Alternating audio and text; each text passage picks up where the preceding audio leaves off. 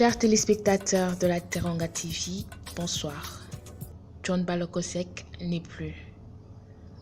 Mort du chanteur Thione Seck, seigneur de la musique sénégalaise. L'artiste est mort à 66 ans dans un hôpital de Dakar, dimanche 14 mars. Il était l'un des ambassadeurs du mbalax, un genre musical né de la rencontre entre des rythmes locaux, du funk et parfois du reggae. Le chanteur et parolier Thione Seck, l'un des grands noms de la musique sénégalaise depuis une quarantaine d'années, est décédé dimanche à l'âge de 66 ans à Dakar, a-t-on appris auprès de son avocat Ousmane Seye. Il est décédé d'une maladie au centre hospitalier de Fann, a déclaré Maître Seye, confirmant une information de la presse sénégalaise. Issu d'une famille de griots, Thione Ballago Seck, de son nom complet, était l'un des plus célèbres musiciens du pays, avec Youssou N'Dour, Omar Pène, Ismaël Lô ou encore son propre fils, Wally Ballago Seck. Ancien chanteur dans les années 1970 de l'Orchestra Baobab, une formation adepte d'une salsa afro-cubaine à la sauce sénégalaise. Thione Seck avait fondé dans les années 1980 Ramdan, un groupe de pur mbalax, genre né de la rencontre entre les rythmes locaux, le chant, le funk et parfois le reggae. Sa discographie comprend notamment Allo Petit, Orientissime et Yaga. Les dernières années du musicien ont été ternies par une longue saga judiciaire dans une affaire de faux billets qui lui a valu une détention provisoire de 9 mois en 2015. Début mars, la Cour suprême du Sénégal avait annulé toute la procédure à son encontre, a indiqué dimanche son avocat Ousmane Seye. Thione Seck repose désormais dans les cimetières de Yoff.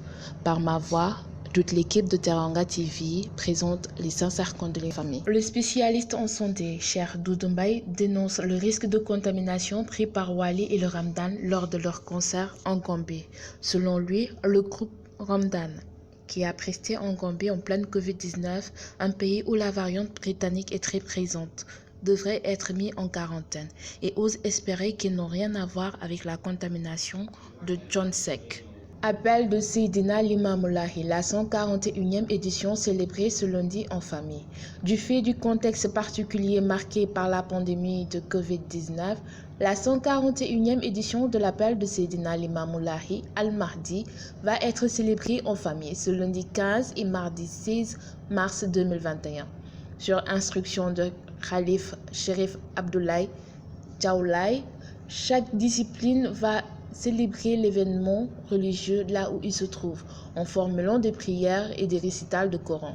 Ainsi, de Cambérène à Yoff, en passant par Malika, des cérémonies de prière sont organisées dans l'intimité familiale.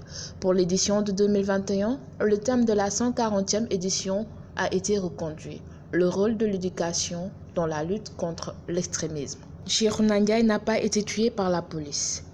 Le 4 mars, les manifestations ont commencé. Il y avait des émeutes aux Parcelles Assainies. C'est ce jour-là qu'on a saccagé Auchan et tous les magasins. Du commissariat des Parcelles Assainies au rond-point Casbé, il y avait des émeutes sanglantes. Et Cheikhouna Ndiaye, mon frère, était la 3e victime. Mais il n'a pas été tué par la police. Il a été poignardé dans la foule. Il y avait des agresseurs, ce sont eux qui l'ont agressé. C'est moi-même qui ai demandé l'autopsie à l'hôpital Idrissa Pouye. On m'a remis le papier de l'autopsie. Le spécialiste a dit que c'est une arme blanche tranchante et qu'il l'a tué, assure Mamadou Ndiaye, frère du défunt. Mesdames et messieurs, c'était tout pour les informations de ce jour. L'information continue sur la www.lateranga.info et sur la Teranga TV. Merci beaucoup et très bonne soirée.